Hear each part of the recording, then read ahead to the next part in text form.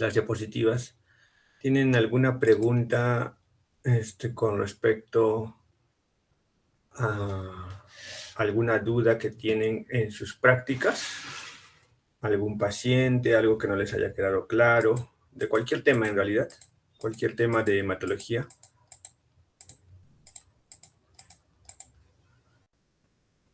¿Algo que quieran preguntar? Doctor, buenos días. Yo quería consultar sobre el uso del hierro intravenoso.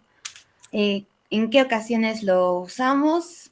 ¿Cuál sería la dosis? ¿Y puede existir algún envenenamiento por esto? Si es que nos pasamos, o si es que infundimos rápidamente. Ya, muy bien. Ya, el hierro endovenoso se utiliza en las situaciones en las que el hierro vía oral no puede utilizarse por intolerancia o contraindicación de la vía oral. En esa situación vamos a utilizar hierro endovenoso. Otra situación donde vamos a utilizar hierro endovenoso es en aquella situación en la que por alguna razón está comprometida la absorción intestinal. Por lo tanto, la vía oral no va a servir. Y la otra en lo que necesitamos llenar los depósitos de hierro de forma rápida. No confundan lo que les digo.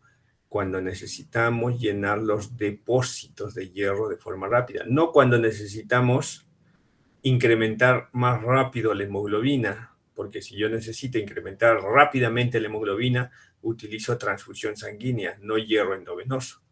La velocidad de ascenso de la hemoglobina con hierro endovenoso o con hierro vía oral es similar, ligeramente más veloz el hierro endovenoso, pero poco. No es no es que sea mucho más rápido en elevar el nivel de hemoglobina, porque recuerden que ustedes están infundiendo hierro y no hemoglobina.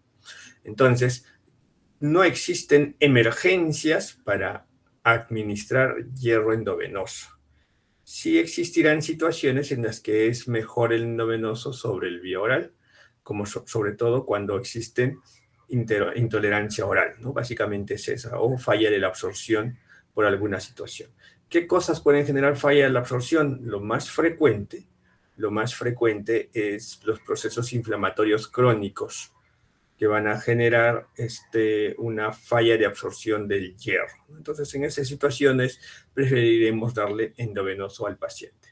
Bien, eh, de acuerdo a cada preparado, es que el hierro endovenoso va a poder administrarse en mayor o menor cantidad. Algunos preparados conocidos son el hierro sacarato y el hierro carboximaltosa. El hierro sacarato se puede administrar como máximo 200 miligramos por dosis, y cada dosis se puede repetir como máximo en 48 horas, como no se puede repetir antes. Entonces, tiene que ser como mucho 3 veces por semana el hierro sacarato. En cambio, el carboximaltosa se puede administrar en realidad hasta 1 gramo por sesión, es decir, 1000 miligramos.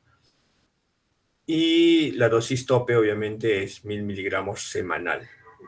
Entonces, ambos se pueden diluir en cloruro de sodio. La dilución máxima del hierro sacarato es de 1:1 con cloruro de sodio. Y en el carboximaltosa de 1:0,5, la dilución máxima. La velocidad de administración en el hierro carboximaltosa puede ser un poco más rápido, y eso que es más dosis, se aplica hasta en 1 hora los 1 miligramos. En cambio, los 200 miligramos de hierro sacarato se puede administrar en aproximadamente 2 horas. Si ustedes administran más rápido, la mayoría de las veces no va a pasar nada, pero en algunas situaciones puede haber reacciones de hipersensibilidad. Y estas reacciones de hipersensibilidad pueden ser graves, pueden tener graves consecuencias, ¿no? Y algunas otras situaciones que pueden inducir es insuficiencia hepática. Si es que ponen dosis más altas de las sugeridas, puede haber insuficiencia hepática. como les digo, la mayoría de las veces cuando ustedes administren dosis más altas, obviamente que no sean dosis súper altas, no va a haber mayor problema. Por ejemplo, pueden administrar 300 y casi nunca va a pasar nada, pero hay más frecuencia de eventos de intoxicación hepática con estas dosis que no. Y si hemos visto muchas veces, en algunos centros se atreven básicamente por no querer dar dosis más repetidas, terminan dándoles dosis altas a los pacientes, ¿no? 300, 400 por sesión de hierro sacarato, y terminan generando o induciendo insuficiencia hepática aguda, ¿no? Hepatopatía aguda. Bien, bien chicos, entonces eso sobre el hierro endovenoso. Ahora vamos, ya cargo las diapositivas, vamos ahora sí con la clase de hoy.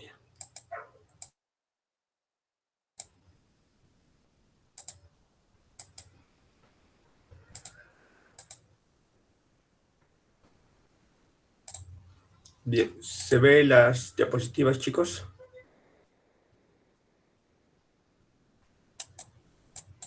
Sí, doctor, sí se logra ver. Ya, entonces vamos a ver, acá estamos. No, eso está mal.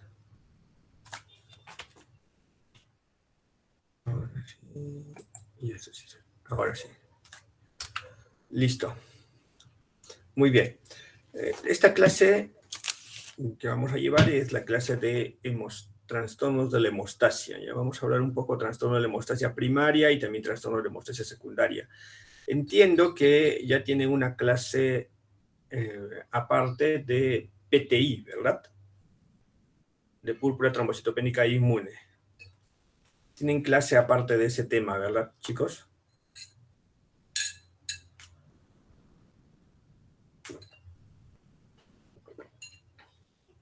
Chicos, ¿están? ¿Alguien que responda? ¿Ya tienen clase aparte de PTI, púrpura trombocitopénica inmune?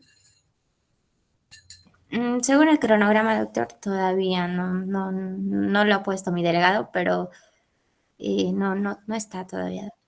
¿No tienen esa clase en su programación?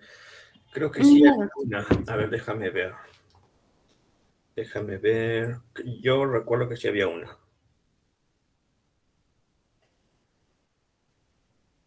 ¿Dónde está?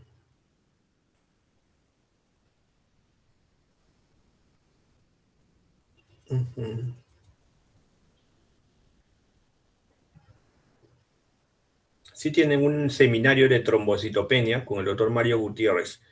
El 4 del 5, decía, es decir, ya deben haber llevado. Era presencial incluso. se reprogramó, doctor, pero sí está como seminario. Y tienen otro también de síndromes purpúricos, el 4 del 5 también, con el doctor, también Mario Gutiérrez. Entonces, ahí hay una Doctor, de PTI. buenos días, doctor. Disculpe, sí, se había reprogramado para la semana anterior, para el 4, 5, ajá, pero surgió una reprogramación y lo vamos a desarrollar recién este jueves 11. Ya, pero sí lo van a llevar, ¿verdad? Sí, Muy sí, doctor, como un seminario. Ujú. Ya, muy bien. Lo digo para no incluir en esta clase y esa parte, y más que nada centrarnos en los otros trastornos de la hemostasia que si bien no son tan conocidos, sí es necesario que siempre tengamos presente. Muy bien. Entonces, pues no veo otro tema sobre eso, básicamente los que yo he puesto y el seminario que tienen. Entonces, en el seminario van a revisar sobre PTI, sobre púrpura trombocitopénica inmune, que en realidad es una alteración relativamente frecuente en los hospitales, una situación en la que tienen que tener claro cómo hacer el manejo. Así que si van a hacer como seminario, está bien, porque incluso hay 2 seminarios, aunque creo que los 2 son Doctor, juntos, tanto purpúricos pero como trombocitopénicos, así que está bien. disculpen la interrupción, doctor. Si puede reforzarnos al final de la clase, claro está, y abordar un poquito de ese tema, pues sería genial. Bueno, solo si alcanza el tiempo lo haríamos. Si es que no, ya lo podríamos, ya cuando ustedes tengan el seminario y pueden preguntar las cosas que en la siguiente clase, las cosas que no les ha querido claro. Ya. Bien, chicos, entonces vamos a avanzar. Vamos a avanzar entonces. Y recuerden que pueden preguntar. Yo también quizá pregunte. A veces no pregunto, a veces sí. Así es que hay algo, voy a ir preguntando si es que hay algo que amerite la participación de ustedes. Entonces, tenemos los trastornos de la hemostasia. Entonces, cuando nosotros hablamos de los trastornos de la hemostasia, tenemos que entender, entonces, lo primero que tenemos que comprender es qué es la hemostasia, ¿no? Entonces, la hemostasia en realidad es una cascada de eventos que incluye células y proteínas en el plasma sanguíneo, en la sangre, las cuales permiten que la formación de coágulos sea rápida, autolimitada y reversible. Ya, estas características son muy importantes. Tiene que ser rápida porque si no la sangre frente a una lesión va a seguir y seguir y seguir saliendo y al final nos vamos a desangrar, ¿no? Entonces tiene que ser rápido.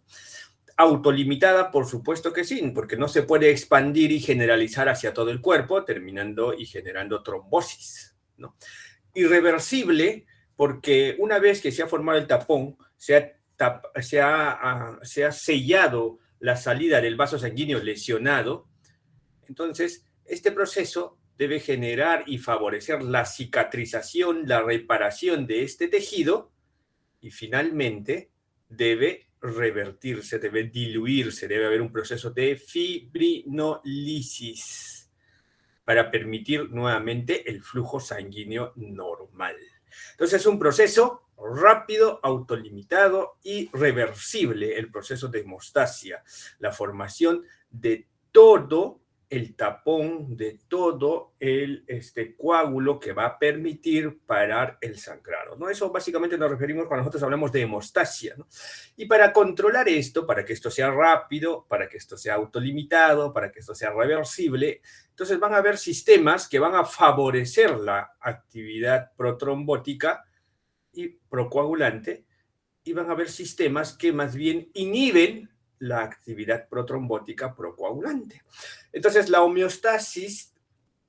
hemostasia tiene que tener una hemostasis entre estos dos sistemas para que al final genere un equilibrio entre el sangrado y la formación del coágulo.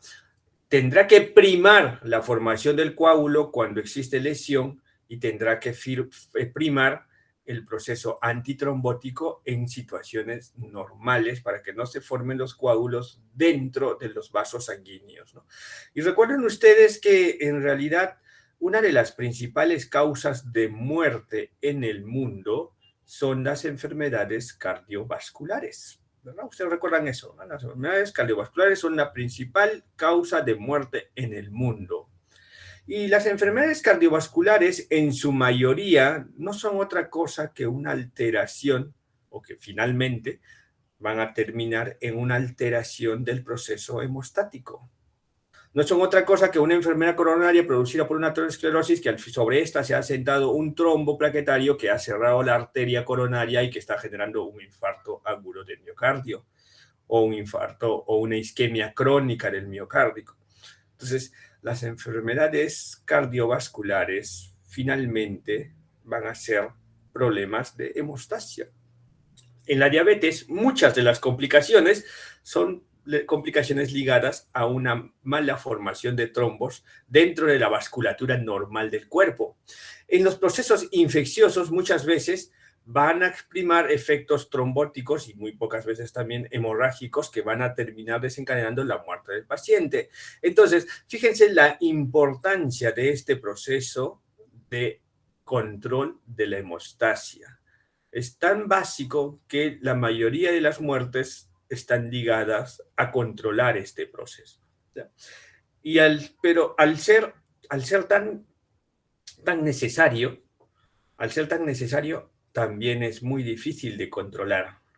También es muy difícil de controlar, porque los distintos procesos de hemostasia están ligados también a los distintos procesos plasmáticos que conocemos. Por ejemplo, al sistema de complemento. Muchas de las proteínas que participan en la cascada de coagulación también participan y van a activar o inhibir parte del sistema de complemento. parte de la cascada inflamatoria, parte de la activación, desactivación del sistema antígeno-anticuerpo. Entonces, va a haber una interrelación entre todos estos procesos, tanto así que actualmente ya no se habla del proceso de hemostasia, de trombosis, ¿no? Se habla del proceso de inmunotrombosis. Y esto cobró más relevancia en los años anteriores, en los cuales vivimos toda la pandemia del coronavirus, en la cual la mayoría de los pacientes con insuficiencia respiratoria aguda severa ocasionada o inducida por SARS-CoV-2 tenía eventos trombóticos pulmonares y hasta un 30-50% de los pacientes hacían trombosis venosa de profunda de miembros inferiores asintomática. Entonces, era un estado de hipercoagulabilidad inducido por una infección viral. Entonces, parte fundamental y pilar del tratamiento era una profilaxis antitrombótica con enoxaparina. Si hubiésemos tenido alguna herramienta muy superior a esa que nos hubiese permitido mantener la hemostasia en un equilibrio homeostático, hubiésemos tenido prácticamente la forma de cómo revertir los efectos adversos del coronavirus. Pero como hasta ahora no se tiene ese tipo de medicamentos, es que solo dábamos profilaxis antitrombótica. En algunos lugares incluso utilizaron más este concepto y se anticoagulaba a diestra y siniestra a los pacientes. Y eso generó también muchas muertes innecesarias ocasionadas por mal uso de medicamentos. Sin embargo,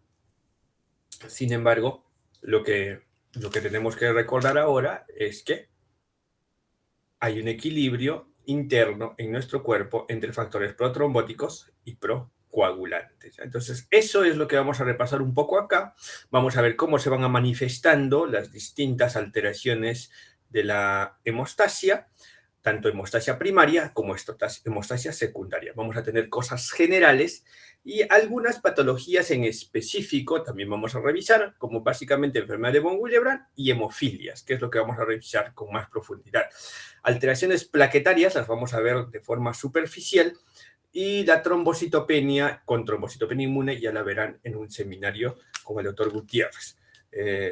Bien, entonces vamos a ir repasando nuevamente la parte fisiológica porque es importantísimo recordar la fisiología para poder entender el resto de procesos. Porque si no entendemos fisiología, no entendemos qué moléculas están participando, no vamos a entender qué es lo que estamos hablando cuando hablamos de la parte semiológica. Muchas veces tenemos esa mala costumbre de aprender o tratar de aprender la parte semiológica excluyendo o olvidando la parte clínica, la parte fisiológica. Y eso hace que olvidemos de lo que estamos hablando, no lo entendamos bien, no comprendamos la dimensión de la enfermedad y termina siendo un conocimiento desperdiciado, ¿no? Desperdiciado, que no podamos aplicarlo sobre nuestros pacientes. Y la idea de estas clases es que todo lo que aprendemos tengamos la capacidad de aplicarlo con un paciente, que tengamos la capacidad de decir, bueno, yo ya aprendí este tema, cuando yo vea a un paciente con tales características, haré el enfoque de esa manera, pensaré que tal cosa está pasando y por lo tanto mi plan de trabajo, mis diagnósticos irán enfocados hacia esa forma. Entonces nosotros tenemos hemostasia primaria y hemostasia secundaria, que son dos procesos que en realidad suceden casi en simultáneo, pero que de forma práctica los dividimos para poder entender mejor este proceso y para poder tener un orden esquemático cerebral que nos permita realizar un diagnóstico diferencial y que nos permita enfocar en el paciente distintos problemas desde distintas perspectivas. Por eso hacemos la división entre hemostasia primaria y hemostasia secundaria. Entonces, clínicamente yo tendré dos síndromes importantes. Uno que se llama trastorno de la hemostasia primaria y el otro síndrome los síndromes no necesariamente tienen que empezar con la palabra síndrome, ¿ya? Y el otro síndrome que se llama trastorno de la hemostasia secundaria. Tendremos un tercero, que no es motivo de esta clase, que será un síndrome de trombosis, ¿no? Un proceso de trombofilia, de hipercoagulabilidad, que puede ser tromboembolismo venoso, pulmonar, etcétera. Pero no es motivo de esta clase la parte de trombosis. Entonces tendremos un trastorno de la hemostasia primaria y un trastorno de la hemostasia secundaria. Entonces tenemos que entender claramente qué comprende la hemostasia primaria y qué comprende la hemostasia secundaria. Y aquí es donde voy a pedir la participación de algunos de ustedes. Así que voy a ver, vamos a ver la lista. Vamos a llamar a algunos de sus compañeros. Su compañera me envió una lista, así que creo tener una lista. Muy bien. A ver, vamos a empezar con el último de la lista. Yuribilka Calderón. No, Yuribilka Calderón, Paolo. ¿Está? Porque creo que no están todos, solo están 30 alumnos. Pero está su compañero Yuribilka.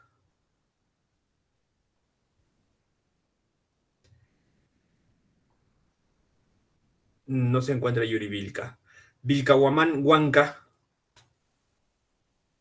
Buenos días, doctor presente. Hola, hola. Ada, ¿verdad? Ada Venecia. Ada, de las clases de fisiología, no sé si recuerdas, ¿qué comprende la hemostasia primaria? Aquí hay un grafiquito que te puede ayudar un poco también, pero ¿qué recuerdas que comprende la hemostasia primaria? La primaria pues comprende la hemostasia vascular, que va a ser la vasoconstricción del vaso después de la lesión, y también la hemostasia plaquetaria, que consiste en la adhesión, agregación y activación de las plaquetas, ¿no? Que da como fin la formación del trombo primario.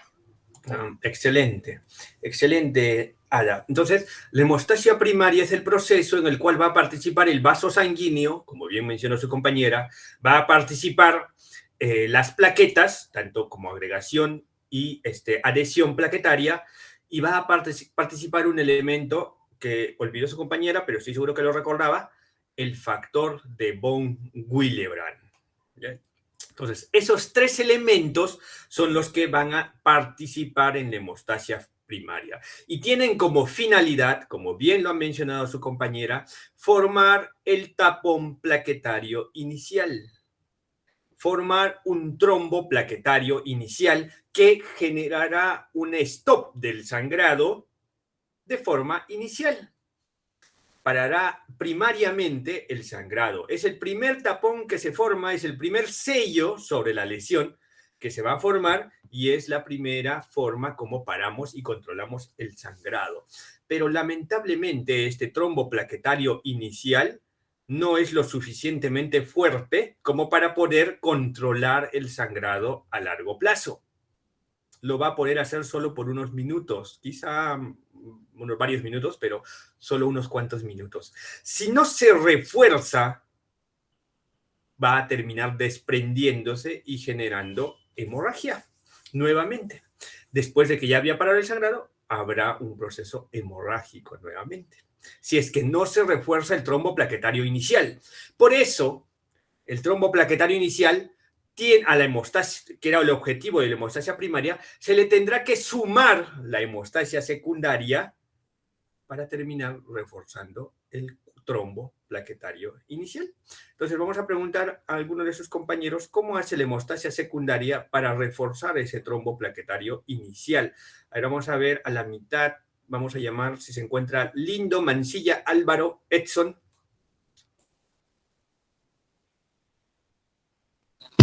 Doctor, buenos días. ¿Me escucha? Buenos días, Álvaro. Sí, se le escucha. Entonces, ¿cómo hace la hemostasia secundaria para poder poner el stop al proceso de hemorrágico? Bueno, doctor, no me acuerdo mucho, pero recuerdo que ya actúa la trombina, doctor. Bueno, es parte de... Trombina, se forma...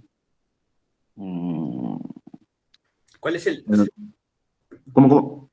Entonces, ¿quiénes serían los participantes, así en general, en palabras generales, los participantes del proceso de hemostasia secundaria? ¿Recuerdas esa parte? Los factores de coagulación, doctor. Los factores de coagulación. Sí. Perfecto. Los factores de coagulación son los que van a producir el proceso de hemostasia secundaria. Ya, todos los factores de coagulación, toditos los que nosotros conocemos como factores de coagulación, participan en el proceso de hemostasia secundaria. Y el objetivo de la hemostasia secundaria es formar una malla de fibrina. Esa malla es la que va a reforzar al trombo plaquetario inicial. Entonces, el trombo plaquetario inicial no es lo suficientemente fuerte, pero cuando ya se refuerza con la malla de fibrina formada en la hemostasia secundaria, por el cual es su objetivo, el objetivo de la hemostasia secundaria es formar una malla de fibrina, ya se refuerza, y este coágulo, este trombo ya reforzado, ya tiene la fuerza suficiente para resistir y permitir la cicatrización de las heridas. Una vez que ya se ha producido la cicatrización de las heridas, tendrá que entrar un proceso de dilución del trombo que nosotros llamamos fibrinolisis y está mediado por la plasminógeno, plasmina. ¿No? Entonces, es un proceso, como les decía, que no va a entrar en esta clase, pero es necesario recordarlo siempre. Una vez que ya se produjo la cicatrización, viene la fibrinolisis. Muy bien. Entonces, la hemostasia primaria parará inicialmente el sangrado. Y la hemostasia secundaria reforzará este sangrado. Entonces, nosotros tenemos que recordar que existen algunas pruebas que nos ayudan a evaluar la hemostasia primaria y algunas pruebas que nos ayudan a evaluar la hemostasia secundaria. Y ya solamente conociendo este concepto de que la hemostasia primaria para el sangrado inicial, entonces nos daremos cuenta que hay una prueba que se verá alterada si es que no hay una formación adecuada del trombo plaquetario inicial. Será el tiempo de protrombina, será el tiempo de tromboplastina, será de repente el tiempo de trombina, o será el tiempo de sangría o el tiempo de coagulación. ¿Cuál de todas estas pruebas creen ustedes que se alterará si hay un trastorno de la hemostasia primaria? El tiempo de sangría, doctor. Ya, muy bien. ¿Por qué el tiempo de sangría? Porque el mecanismo inicial de la hemostasia pues es la formación del tapón plaquetario. Y si es que ese tapón plaquetario no se forma de inicio, pues va a seguir sangrando. Claro, y por lo tanto el tiempo de sangría sería más largo. Entonces, se dan cuenta, trastorno de la hemostasia primaria generará alteración en el tiempo de sangría. Cuando existe un trastorno de la hemostasia primaria, sea cual sea el trastorno que esté generándose en la hemostasia primaria, tendremos un tiempo de sangría prolongado. Por lo tanto, recordemos, ¿quiénes decíamos que participaban en la hemostasia primaria? Plaquetas, factor de von Willebrand y vaso sanguíneo. Si existe un problema en la vasoconstricción, porque no hay suficiente tromboxano A2, vasopresina, óxido nítrico, trastornos ahí, entonces nosotros diremos, hay demasiado óxido nítrico, diremos, veremos un tiempo de sangría prolongado. Si tenemos un problema a nivel del factor de von Willebrand, porque no hay suficiente factor de von Willebrand, o porque no hay suficientes multímeros de alto peso molecular del factor de von Willebrand, o porque hay un problema en los receptores, en la unión entre el factor de von Willebrand y la plaqueta, o el factor de von Willebrand con el colágeno, entonces el tiempo de sangría se verá alterado, prolongado. Si es que hay algún problema de la plaqueta, porque tiene un problema de agregación, un problema de adhesión, o porque hay muy poquitas plaquetas, entonces el tiempo de sangría estará prolongado. Entonces, la prueba de oro, la prueba estándar que se ve alterada cuando existe un trastorno de la hemostasia primaria, será el tiempo de sangría. ¿Se dan cuenta? Tiempo de sangría. Pero al otro lado tenemos las pruebas que van a evaluar la hemostasia secundaria. Ahí tenemos el tiempo de protrombina, el tiempo de tromboplastina y el tiempo de trombina, que vamos a comentar más adelante cómo se van a ir dando y cómo vamos a ir evaluándolas. Por ahora, vamos a ver que el tiempo de sangría será prolongado en un paciente con trastorno de la hemostasia primaria. Bien. Bien, a ver, sigamos entonces, vamos a revisar un poquito más el proceso de hemostasia primaria. Entonces, en el proceso de hemostasia primaria participarán tanto las plaquetas, el factor de von Willebrand y el vaso sanguíneo. El vaso sanguíneo con su representante estrella, tanto las células musculares de la íntima vascular, pero casi en situaciones generales, el endotelio vascular. El endotelio es una parte fundamental del proceso hemostático.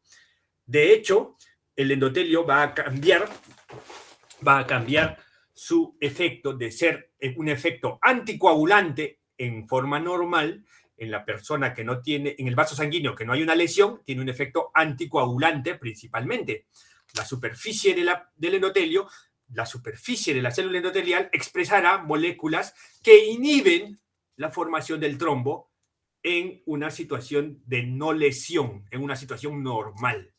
Pero basta que haya una lesión, exponerse el tejido subendotelial y las mismas células endoteliales cambiarán la expresión de sus proteínas y inducirán el proceso trombótico. Entonces, las células endoteliales son participantes importantísimos. De hecho, brindan la superficie para muchas de las interacciones que vamos a ver tanto en el proceso de hemostasia primaria como en el proceso de hemostasia secundaria. Y de hecho, tienen almacenado también muchos de los factores de la coagulación, ¿no? Van a tener calcio, pueden tener factor tisular, pueden tener factores citoquinas proinflamatorios, factor 8, etcétera, etcétera. Entonces, las células endoteliales son participantes activos de todo este proceso de la hemostasia primaria. Entonces, eso como parte de los vasos sanguíneos. Después tenemos las plaquetas, luego tenemos el factor de von Willebrand. Entonces, hay una lesión, se expone el colágeno subendotelial, que tiene un efecto protrombótico bastante potente. Las células endoteliales cambian su configuración, el vaso sanguíneo empieza a hacer una vasoconstricción. Esta vasoconstricción permite que los bordes del vaso sanguíneo lesionado se acerquen, se junten uno contra otro, y sobre esta misma lesión se van a ir juntando este factor de von Willebrand, que va a unir plaquetas con colágeno subendotelial, con el borde del vaso lesionado. Este proceso de unirse el colágeno con la plaqueta se llamará un proceso de adhesión plaquetaria. Cuando se une la plaqueta con el vaso sanguíneo lesionado, se llama adhesión plaquetaria. Adhesión plaquetaria. Y está promovido por una glicoproteína 1B9, ¿no? 1B9. Una glicoproteína plaquetaria. Después tenemos el proceso en que el factor de von Willebrand se unirá entre plaqueta y plaqueta, y eso generará una unión entre una plaqueta y más plaquetas. Las plaquetas se terminarán agregando una sobre otra, y esto se llama un proceso de agregación plaquetaria, ¿no? Mediada usualmente por glicoproteína 2B3A. Entonces, agregación plaquetaria y adhesión plaquetaria. Agregación y adhesión plaquetaria. Entonces, estos dos procesos tienen que formarse y tienen que darse en la hemostasia primaria. Una vez que las plaquetas se han agregado, esto generará una activación de las plaquetas, y las plaquetas liberarán y harán un cambio de configuración en su superficie y liberarán el contenido de sus gránulos alfa, gránulos denso y también lisosomas. Dentro de estos gránulos contienen una serie de citoquinas, factores proinflamatorios y factores de la coagulación. Entonces, esto hará que haya un reclutamiento sobre la zona de neutrófilos, de monocitos, hará que haya una activación del sistema de reconocimiento linfocítico, del sistema de reconocimiento antígeno-anticuerpo, este cambio de configuración, de conformación, generará un ambiente, un microambiente en el cual no podrán entrar ni salir nuevas moléculas, por lo tanto, encerrará a las bacterias, a los virus, a las células, a los microorganismos que puedan estar ingresando a través de esa solución, a través de esa herida, limitará su ingreso. Entonces también tendrá un proceso, una forma, una actuación autoinmune, de defensa, porque evitará que los microorganismos se diseminen a través de todo el torrente sanguíneo, porque generan se puede decir, un pequeño espacio separado del resto del cuerpo mediante una barrera física del tapón plaquetario, evitando que la migración bacteriana sea sencilla. Obviamente sobre esto también participarán los neutrófilos, participarán otras células, pero la barrera física la formarán las plaquetas.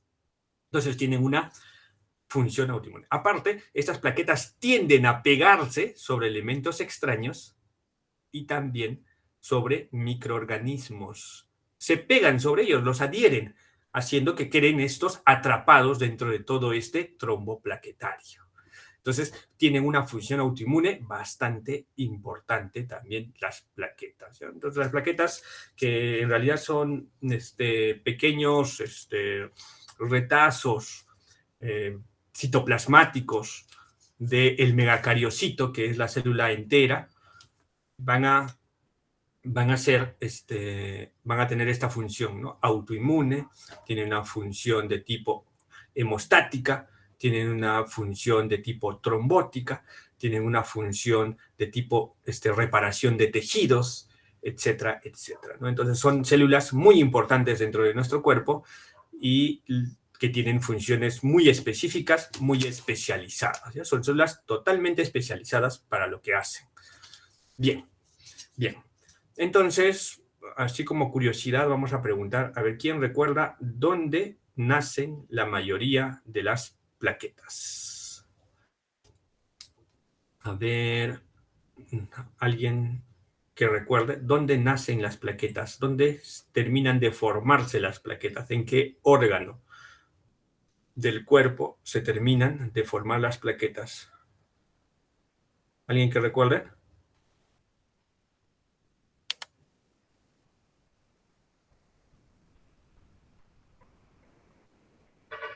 ¿Alguien, chicos?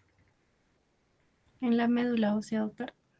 No, esa sería la respuesta más obvia, pero en general, por eso les decía que era una curiosidad, se forman unas cuantas plaquetas en la médula ósea, pero no todas.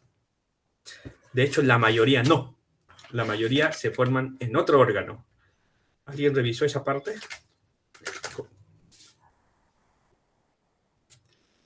Para un punto.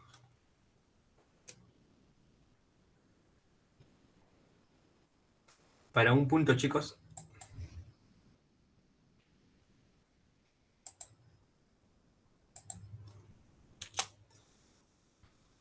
¿Alguien, chicos?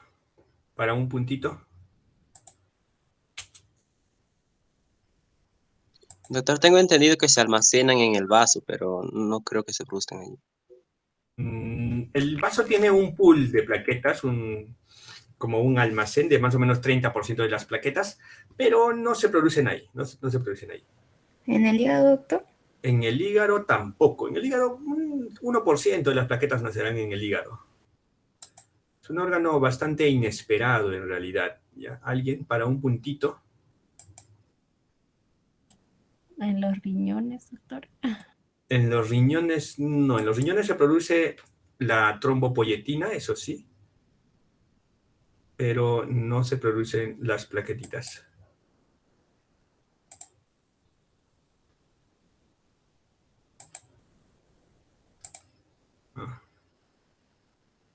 Bien. En los pulmones, chicos, ¿ya? En los pulmones nacen la mayoría de las plaquetas, algo muy... algo que se dieron cuenta recién hace no tantos años. ¿Por qué? Porque cuando hacían biopsias pulmonares aparecían un montón de material cromatínico libre y alguien lo vio y dijo, eso parece un núcleo de megacariocito. Y de verdad hicieron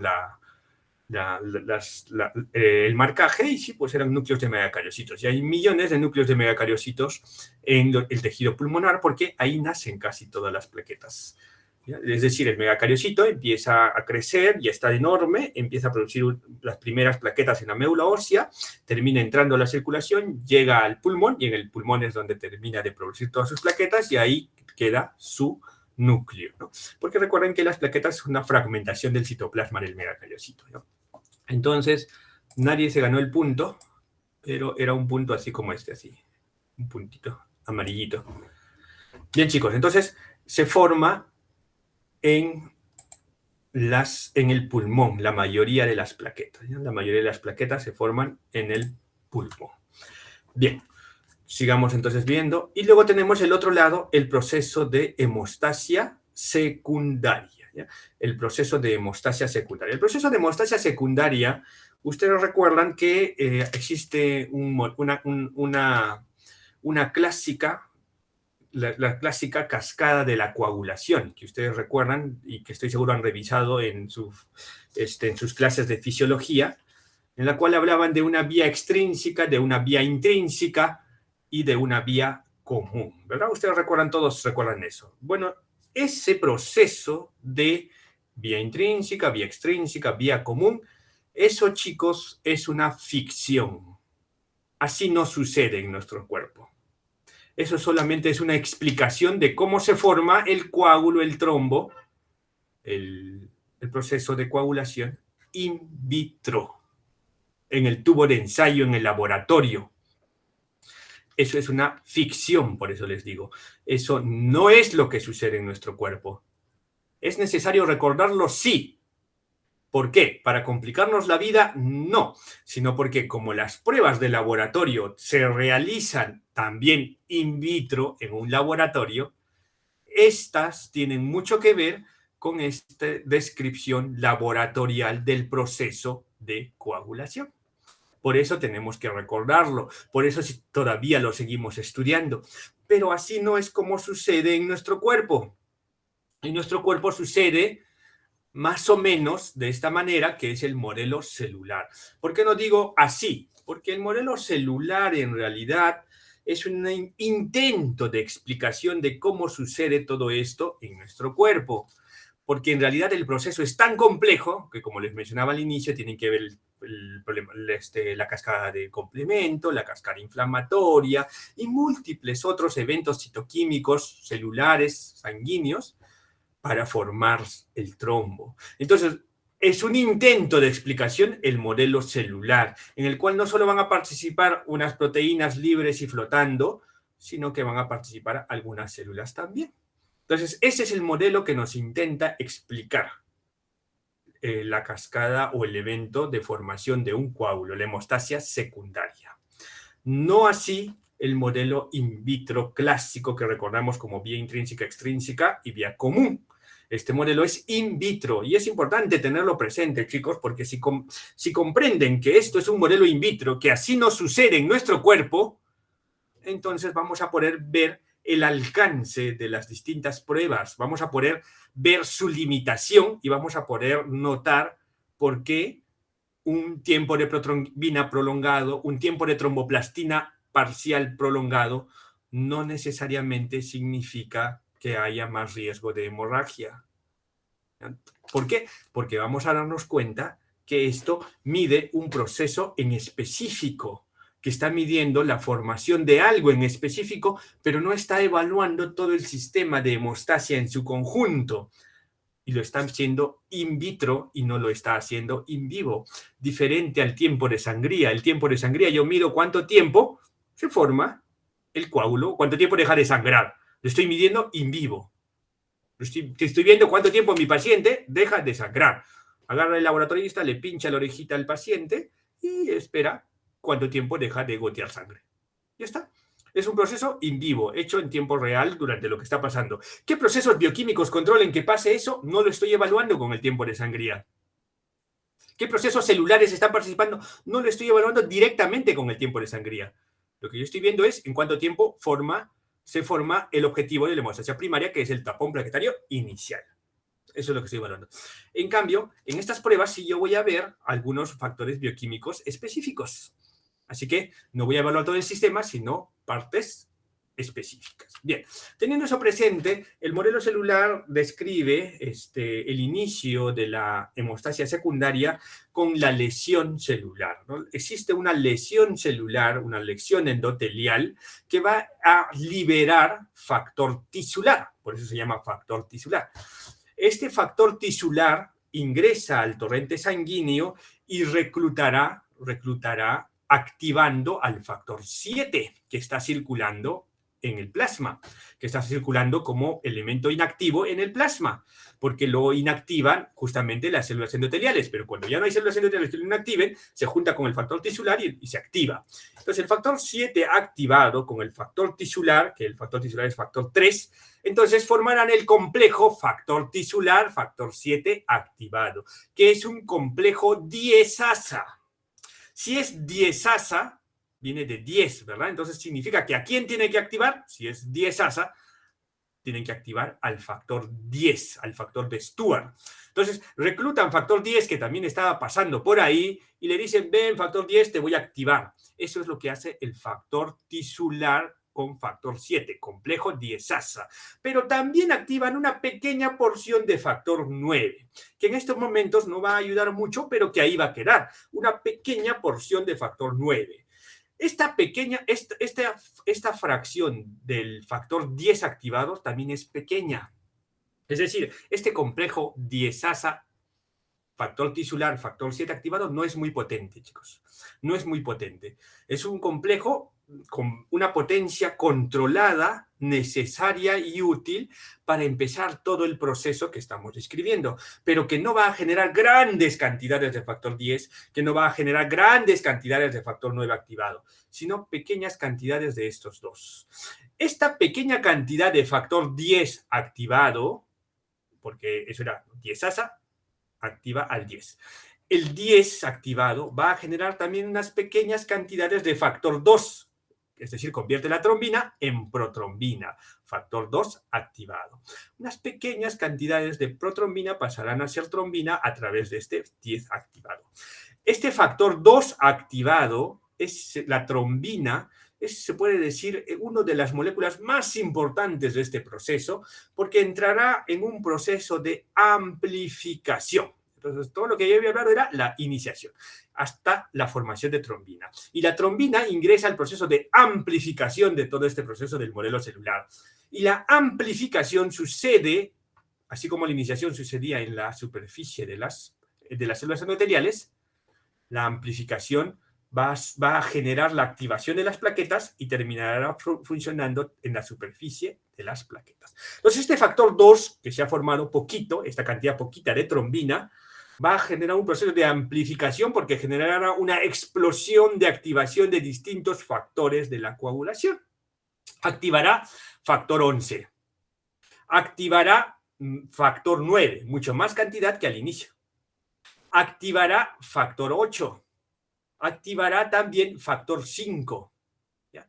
Y también activará mayor cantidad de factor 10. Un poquito más de factor 10. Pero lo importante en este proceso de amplificación es que se va a formar sobre la superficie de la plaqueta, se van a juntar tanto este factor 9, más mayor cantidad de factor 9 que se va a formar acá, con este cofactor, el factor 8, en la superficie de la plaqueta activada, que ya cambió su configuración. Fíjense que antes era redondita, ahora va a tener múltiples prolongaciones que van a generar que se expanda por todos lados y liberen sus gránulos. Y estos factores se van a activar, se van a juntar en la superficie de la plaqueta. Factor 9 con factor 8. Este factor 9 con factor 8 es un complejo diezasa mucho más potente que el inicial. Y si es diezasa, obviamente va a formar activación del 10, una gran cantidad de factor 10, que en presencia del factor 5 que se activó en esta amplificación, va a tener una potencia muy alta para formar una gran cantidad de trombina, de factor 2. Y esta trombina ya va a ser suficiente y capaz de activar al factor 1, de fibrinógeno a fibrina. Esta fibrina se unirá una contra otra y generará una malla de fibrina. Inicialmente, el enlace que se formará entre fibrina y fibrina será un enlace tioéster, es decir, será un enlace débil que se puede romper fácilmente. Por eso vendrá un factor 13, que también se va a activar en este proceso de amplificación, y cambiará el enlace de unión entre fibrina y fibrina y lo convertirá en enlace de tipo covalente. Y esta malla de fibrina quedará ya lo suficientemente resistente para permitir la cicatrización y la reparación de los tejidos, evitando la pérdida sanguínea excesiva. Entonces, todo este proceso en la que confluyen una serie de factores va a llamarse hemostasia secundaria. Y por lo tanto va a haber una serie de procesos también que tienen que controlar esto, porque se dispara mucho la trombina, entonces tendremos mucho problema. Se dispara mucho el 10, tendremos problemas. Entonces tendremos factores que controlen a estos procesos. ¿Y quiénes controlarán a estos procesos? Por ejemplo, tenemos a la antitrombina. La antitrombina es el principal control de todo el proceso hemostático. La antitrombina, si es antitrombina, ¿contra quién actuará? Contra el 2 activado. Pero no solo contra el 2, sino también contra el 10 activado. La antitrombina inhibirá la trombina y al 10 activado y de esa manera limitará el proceso de trombosis. La proteína C y proteína S, que también se van a encontrar circulando y se activarán, van a inhibir al factor 5 y también un poquito al 10, pero al 5 principalmente. ¿Ya? Y el 5, al estar inhibido, ya no generará esta explosión de trombina, y el 5 también se junta con el 8 para ser el cofactor del cofactor, y tampoco tendrá tanta actividad el factor 8. ¿Ya? ¿Y esos son los inhibidores del factor 5? Entonces, la proteína C y proteína S. Y también existirá un inhibidor del factor tisular, que inhibirá directamente al factor tisular que se va liberando. Entonces tenemos los controladores del proceso de hemostasia secundaria, desde el inicio hasta el final. ¿Ya? Una vez que termina todo este proceso, vendrá y también paralelamente se irá activando el plasminógeno, se convertirá en plasmina y terminará diluyendo todo el coágulo en un proceso conocido como fibrinolisis. ¿Por qué se conoce como fibrinolisis? Porque lo que habíamos formado es fibrina, y lo que tengo que destruir entonces es la malla de fibrina. ¿Se dan cuenta? Entonces, esta malla de fibrina termina de reforzar el trombo plaquetario inicial en todo este proceso tan complejo, tan entramado que hemos descrito. Entonces, hemostasia primaria forma el tapón plaquetario inicial y es reforzado por la hemostasia secundaria que ha formado una malla de fibrina. Este proceso, a mí me gusta hacer siempre una analogía con el adobe. Ya no sé si alguna vez ustedes han visto cómo se forma el adobe o han leído cómo se forma el adobe. El adobe tiene dos componentes básicos, uno que es el barro y otro que es la paja. Si tú formas un adobe de solo barro, es un adobe muy frágil, se rompe fácilmente, se quiebra, porque no tiene una resistencia, porque es muy frágil. Pero si tú le agregas paja al adobe, al barro, y formas con eso tu adobe, este ya es muy resistente y puede durar siglos. Por eso existen en el país ciudades de adobe que han sido formadas hace muchísimos años. Solamente agregándole paja al barro. Entonces, ese es un proceso similar. El barro serían las plaquetas que forman un adobe de barro, por decirlo así, un trombo plaquetario inicial, pero que si lo dejas solo es muy frágil. Así que necesitas agregarle la paja, que sería la malla de fibrina. Y esta malla de fibrina es la que termina generando la estabilidad del trombo, que si no viene un proceso de fibrinolisis, se queda ahí. Se queda ahí para siempre y genera un proceso de trombosis, obviamente. Pero viene la fibrinolisis y destruye la malla de fibrina y termina destruyéndose también el coágulo. ¿Se dan cuenta? Es una analogía que podemos tener para recordar qué es lo que es la hemostasia primaria y qué es la hemostasia secundaria. Entonces, eso es cómo se intenta explicar la forma como sucede en nuestro cuerpo. Pero este modelo celular es incompleto, obviamente. Es muy incompleto, porque no se explica la participación de las cascadas inflamatorias, no se explica la participación del complemento y del resto de procesos bioquímicos en el cuerpo, y sería muy difícil interrelacionar todo esto en una sola cascada. Así que antiguamente describíamos la coagulación solamente con este proceso, que es el proceso de que sucede in vitro. Y es importante que lo recordemos todavía porque, como les decía, tiene mucha relación con las pruebas de coagulación y las clásicas que utilizamos y que se utilizan a nivel mundial en realidad, tiene mucha relación. Este modelo es el modelo in vitro de la coagulación. El modelo in vitro tiene tres elementos, ¿no? Una vía intrínseca, una vía extrínseca y una vía común. La vía extrínseca es similar a la fase de iniciación del modelo celular. Entonces, ¿qué es lo que sucede? Hay liberación de factor tisular que recluta en la vía extrínseca con E, así como sucede en iniciación, hay una lesión tisular, libera factor tisular, el factor tisular activa y recluta factor 7 y generará un complejo diezasa, factor tisular, factor 7 activado, que como es de la vía extrínseca, nosotros le llamaremos diezasa extrínseca. Esta diezasa extrínseca entrará a la vía común activando factor 10 y activando el factor 10 al factor 2 y el factor 2 al factor 1 y terminará activándose el factor, reforzándose la malla de fibrilina por el factor 13. Entonces, eso es el complejo diezasa. A ver, denme un segundito, chicos, no me corten.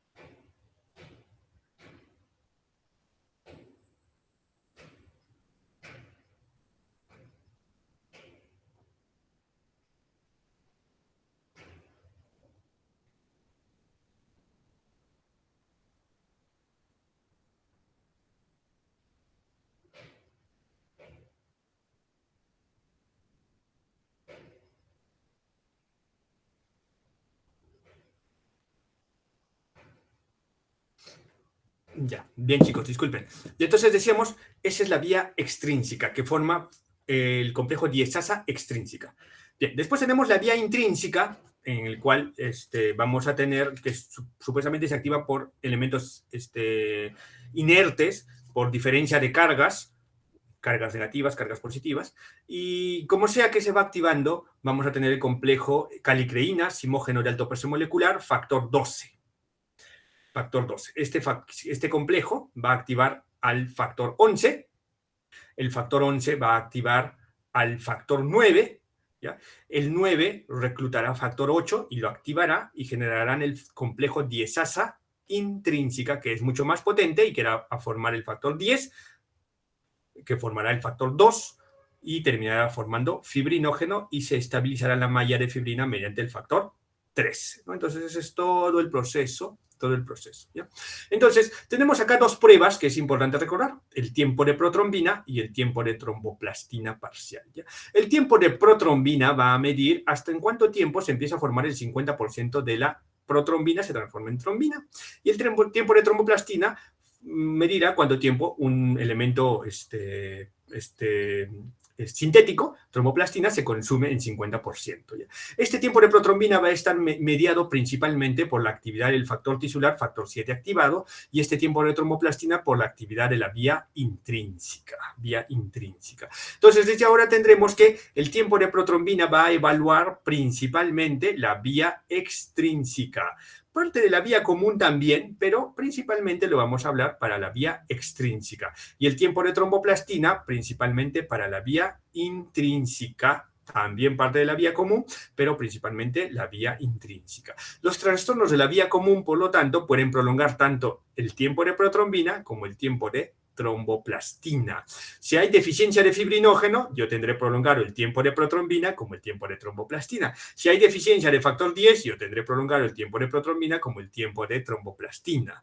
Pero si hay deficiencia exclusiva de alguno de los factores que participan en la vía extrínseca o exclusiva de algunos factores que participan en la vía intrínseca, tendré prolongado solo uno de esos tiempos. ¿Cuáles son esos factores? En la vía extrínseca, exclusivos son el factor 7 y el factor tisular. Entonces, si yo tengo deficiencia aislada del factor 7, tendré solo tiempo de protrombina prolongado. Si yo tengo deficiencia aislada de factor 9, 8, 11 o 12, yo tendré tiempo de tromboplastina parcial prolongado. ¿Ya? Recuerden, factor 12, 11, 8 y 9 son evaluados principalmente por el tiempo de tromboplastina prolongado de forma aislada, solito. Y factor 7, y principalmente, y factor tisular en menor medida, cuando hay prolongación aislada del tiempo de protrombina. Eso es importante. Otra cosa que ustedes tienen que notar es que acá participa el factor 12 en el modelo in vitro. Pero si ustedes se dan cuenta, en esta cascada no existe en el modelo celular factor 12. ¿Por qué sucede eso? Porque en realidad el factor 12 in vivo no es un factor de la coagulación. Eso solo sucede in vitro. Por eso les decía que deberíamos entender claramente que este proceso es in vitro.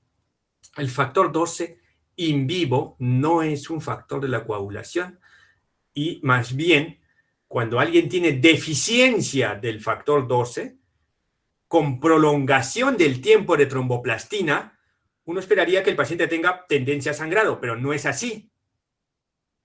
La deficiencia del factor 12 prolonga el tiempo de tromboplastina parcial y el paciente tiene más bien más riesgo de trombosis, no más riesgo de hemorragia. Entonces es una enfermedad, la enfermedad de Hagemann, que es la deficiencia del factor 12, es una enfermedad protrombótica y no es una enfermedad hemorrágica, como sí sucede en la deficiencia del factor 8, o en la deficiencia del factor 11, o en la deficiencia del factor 9. Por eso les decía que esta es una evaluación in vitro. In vitro. ¿Ya? Otros problemas que pueden suceder con esta evaluación in vitro es que existen algunos inhibidores del tiempo de tromboplastina in vitro, inhibidores del complejo, factor 9, factor 8, que son inhibidores solamente in vitro. Por ejemplo, los anticoagulantes asociados a procesos autoinmunes como el anticoagulante lúpico. El anticoagulante lúpico, chicos, es un anticuerpo que inhibe al factor 9 y al factor 8, al factor 5 también a veces. Y por lo tanto, in vitro tiene una actividad de prolongar el tiempo de tromboplastina, el tiempo de tromboplastina parcial, in vitro, en el laboratorio. Sin embargo, si ustedes recuerdan, el anticoagulante lúpico forma parte del síndrome antifosfolipídico. Y si ustedes recuerdan, en sus clases de reumato o hematología, cuando les han llevado, el síndrome antifosfolipídico es una enfermedad caracterizada por problemas trombóticos. Es decir, tú puedes tener el tiempo de tromboplastina parcial muy, muy prolongado y al contrario, no tienes riesgo de hemorragia, sino riesgo de trombosis.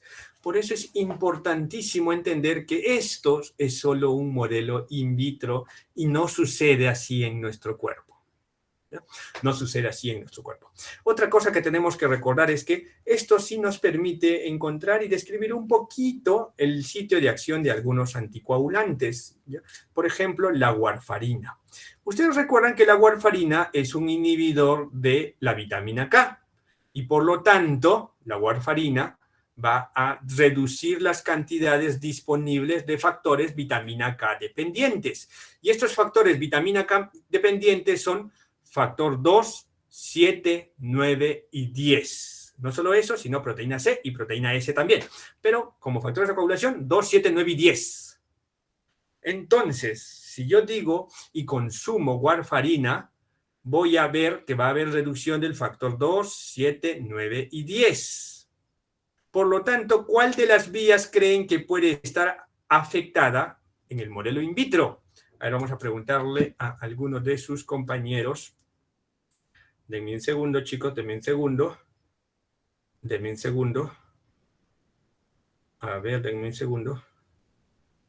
A ver, vamos a llamar a Núñez y Antoy. Ricardo. Si hay deficiencia o falla de la actividad del 2, 7, 9 y 10, ¿qué vías estarán afectadas? Núñez y Antoy. Martínez Plaza.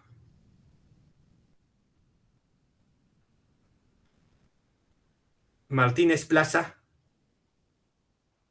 Doctor, buenos días. Hola, ¿qué tal? Jacqueline, ¿verdad? Sí, doctor. Jacqueline, entonces si existe una deficiencia de vitamina K o una inhibición de la vitamina K por consumo de warfarina o acenocumarol, ¿qué días deberían o podrían prolongarse? La intrínseca. ¿Por qué la intrínseca? Bueno.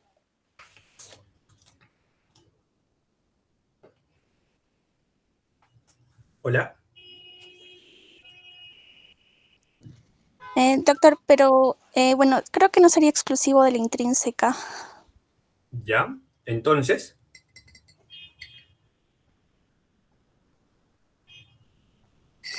recuerda, los factores de vitamina K dependientes son 2, 7, 9 y 10.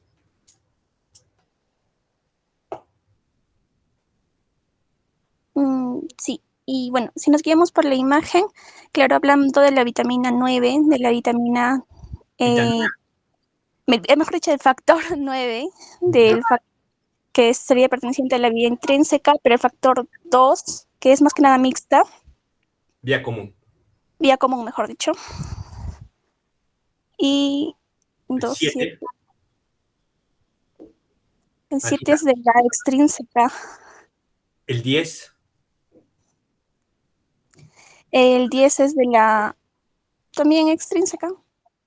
No, el 10 está acá. Bueno, es la vía común. Vía común. Entonces, si uno consume warfarina, se prolongarán las 3 vías. Va a haber prolongación tanto del tiempo de protrombina como del tiempo de tromboplastina parcial. A diferencia de lo que creemos, que cuando consumes warfarina hay prolongación exclusiva de la vía extrínseca del tiempo de protrombina, no es así. También va a haber prolongación, solo que no predecible, del tiempo de tromboplastina. Y se utiliza el tiempo de protrombina expresado en INR para el control de la warfarina. ¿Ya? Para el control de la warfarina. Pero fíjense que, conociendo un poquito ya nuestra tablita, podemos darnos cuenta que en realidad puede haber prolongación de los dos tiempos. Incluso del tiempo de trombina también puede prolongarse. Muy bien.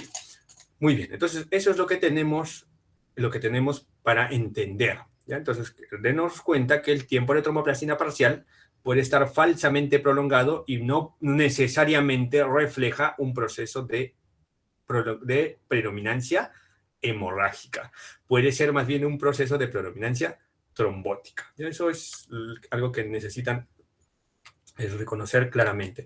Luego hay algunos complejos que van a inhibir las distintas diesasas, como por ejemplo, les decía ya, el complejo proteína C, proteína S, ¿ya? Que va a ir a inactivar al 5, al 8 y al 10 y al 11. ¿No? La antitrombina también. Entonces son procesos de control de todos estos procesos, ¿no? Vamos a tener entonces, ya entrando más a la parte clínica, vamos a entrar ya más a la parte clínica, tenemos que recordar que los procesos de alteraciones de la hemostasia nos vamos a guiar justamente en base a la fisiopatología que hemos revisado. Tenemos que nosotros hacer una historia clínica adecuada, hacer un examen físico adecuado para poder detectar y orientarnos hacia si es un proceso de alteración de la hemostasia primaria o si es un proceso de alteración de la hemostasia secundaria. Entonces, la historia clínica, como en cualquier otra alteración médica, es importantísimo. Nunca olviden que no tratamos exámenes, sino tratamos pacientes. Eso es importante y siempre lo voy a recordar. Se debe preguntar por la historia de hemorragia después de heridas, eso es importante, y o traumatismos, sobre todo cirugías previas. Cuando ustedes tienen un paciente que viene con equimosis, que le dicen, doctor, yo tengo equimosis que siempre me aparecen, entonces ustedes pregunten, señor, ¿usted cuando se cepilla los dientes le sale más sangre de la habitual? Va a decir, sí, a veces, porque es muy frecuente la gingivitis, y eso genera hemorragia al momento de cepillarse, sin ser un trastorno de la hemostasia. Entonces, ustedes seguirán preguntando, cuando le han hecho curaciones dentarias en algún momento o extracciones dentarias, ¿ha tenido más sangrado que el habitual? Y dirán, no, doctor, coaguló rapidísimo. ¿O usted le han operado de algo, señor? Sí, doctor, me han operado. ¿Qué le han hecho? Me han sacado la próstata, me han hecho apendicectomía, colecistectomía. Ahí tuvieron algún problema o lo operaron normal. No, doctor, una operación normal, como siempre. Entonces, la alteración de este paciente no es un problema de hemostasia congénita, al menos. Si es que hay un problema de hemostasia, podrá ser quizá adquirido. Pero congénito, al menos con la historia que estamos ya revisando, no es. Por eso es importantísimo preguntar sobre eso. Extracciones, curaciones dentarias, cómo sangra o no con el cepillado, si ha tenido o no operaciones anteriores, manifestaciones, heridas, accidentes, que puedan hablarnos de un proceso que ya tenía desde muy antes. Preguntar sobre el uso de medicamentos, que muchas veces vamos a olvidarlo y no debemos hacerlo, porque si tiene equimosis, petequias por ahí quizá, pero el paciente consume aspirina todos los días, obviamente es por eso.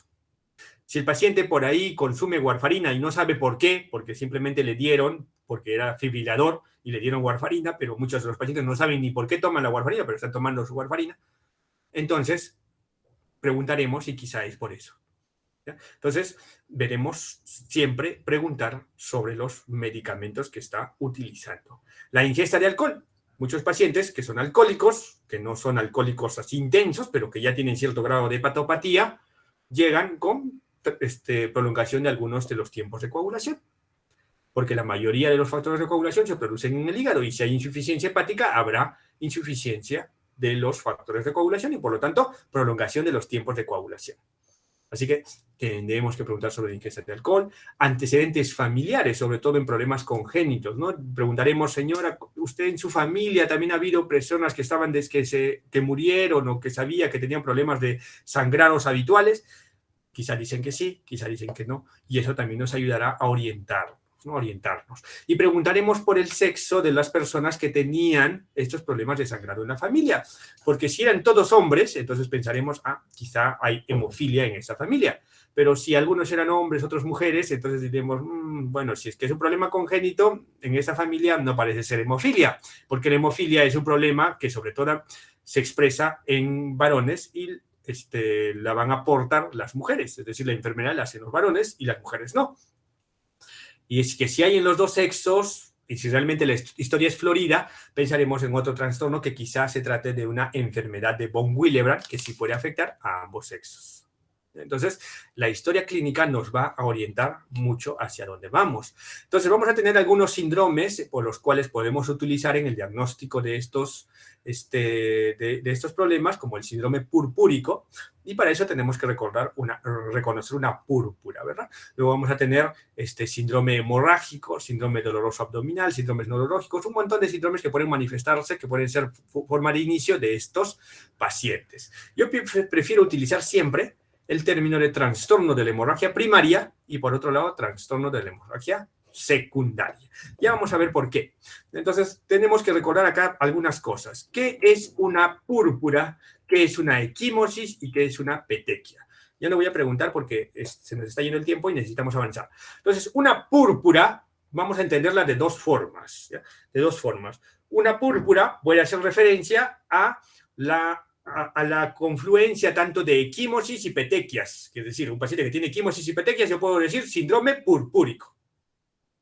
Pero más frecuentemente hacemos referencia a púrpura a la fusión de múltiples petequias. Las petequias se fusionan y generan una púrpura. Una púrpura verdadera es no palpable, para que sea púrpura.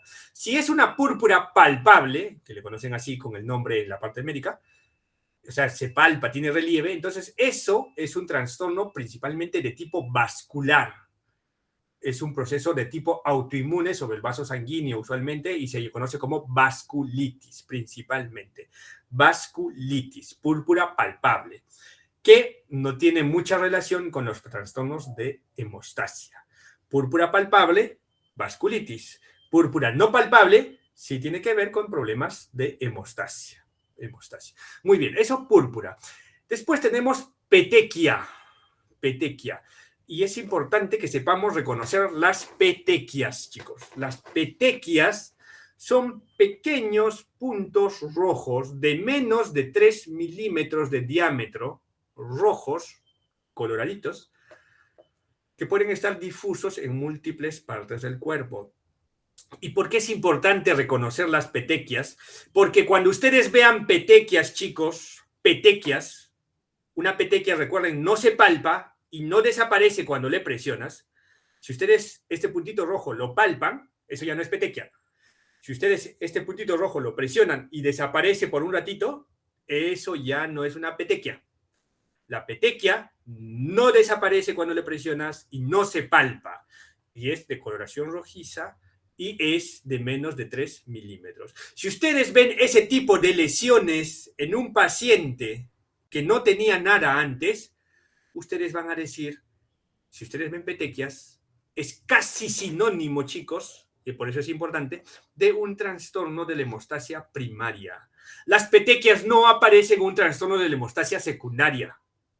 Entonces, si estamos hablando que las petequias significan que el paciente tiene un trastorno de la hemostasia primaria, yo diré que la alteración de mi paciente, si es realmente una petequia, lo que tiene petequias, está o en las plaquetas, o en el factor de von Willebrand, o en el vaso sanguíneo.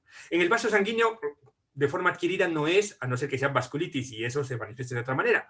Entonces van a estar o en el factor de von Willebrand, o en las plaquetas. De los dos, lo más frecuente, si es que el paciente no tenía alteraciones de la hemostasia anteriormente, es que sea a nivel de las plaquetas. Es decir, cuando ustedes vean petequias de forma adquirida, de novo, sin antecedentes en el paciente, ustedes rápidamente pensarán en que es un trastorno plaquetario. Y de los trastornos plaquetarios, el más frecuente obviamente es la trombocitopenia. Entonces, cuando ustedes vean petequias, esto se va a correlacionar con trombocitopenia y la trombocitopenia tiene que ser severa. Así, cuando ustedes vean petequias, podrán decir trastorno de la hemostasia primaria, a descartar trombocitopenia severa. ¿Tienen claro? Cuando ustedes reconozcan bien una petequias en los pacientes, ustedes pensarán directamente un trastorno de la hemostasia primaria, a descartar trombocitopenia severa. Si el paciente ya tenía antecedentes desde muy niñito, entonces pensarán quizá una enfermedad de von Willebrand. Entonces verán petequias con enfermedad de von Willebrand. Y en general el trastorno de la hemostasia primaria va a tener este tipo de sangrados, sangrados mucocutáneos, gingivorragia, puede haber epíxtasis, ginecorragia en las mujeres y sangrados mucocutáneos como petequias. Petequias. Luego hay otra lesión que se llama equimosis. Una equimosis es el clásico moretón, así como ven en esta rodilla. El clásico moretón. Una equimosis, chicos, también es una hemorragia subcutánea, pero puede aparecer tanto en trastorno de la hemorragia primaria, de la hemostasia primaria, como trastorno de la hemostasia secundaria. No es específico de ninguno de los dos. Por eso, cuando vean equimosis, ustedes van a decir, bueno, puede ser de acá o de allá, y ustedes podrán poner su diagnóstico como si trastorno de la hemostasia primaria versus trastorno de la hemostasia secundaria. Si hay petequias, podrán poner trastorno de la hemostasia primaria. Y si también se suma equimosis, podrán poner trastorno de la hemostasia primaria a descartar trastorno de la hemostasia secundaria. Ten en cuenta, La equimosis no es específica. Y luego verán ustedes la presencia de hematomas. Hematoma es la colección de sangre en un espacio anatómico donde no debería estar. Y puede haber hematomas en cualquier parte del cuerpo. Y un hematoma, chicos, si es que no está asociado a lesiones o problemas orgánicos, un hematoma significa principalmente un trastorno de la hemostasia secundaria. No es común hematomas en trastornos de la hemostasia primaria, sino más bien trastorno de la hemostasia secundaria. Por eso, clásicamente, los hemofílicos tienen hemartrosis, como en esta imagen. Clásicamente, los hemofílicos tienen hemartrosis. Entonces, recuerden, trastorno de la hemostasia secundaria se manifiesta con hematoma. Trastorno de la hemostasia primaria, casi patognomónicamente, con petequias. Y las equimosis son de ambos trastornos. Entonces, cuando ustedes vean un paciente con gingivorragia, petequias, ustedes recuerden, nuevamente repito, dirán trastorno de la hemostasia primaria, a descartar trombocitopenia severa si es de forma adquirida. Y si ustedes ven hematomas con equimosis, entonces ustedes dirán trastorno de la hemostasia secundaria, a descartar que se trate de deficiencia de factores 8, 9, 11, 12. ¿Ya? O cualquier otro factor de la coagulación. ¿Ya? Pero principalmente 8, 9. Entonces, recuerden, eso es lo que deben, de esa manera tienen que diferenciar entre los distintos trastornos. Bien, chicos, vamos a tener un recreo de un minuto. Un recreo, chicos, de 5 minutos, chicos, de descanso para que vayan a tomar agüita. Y regresamos.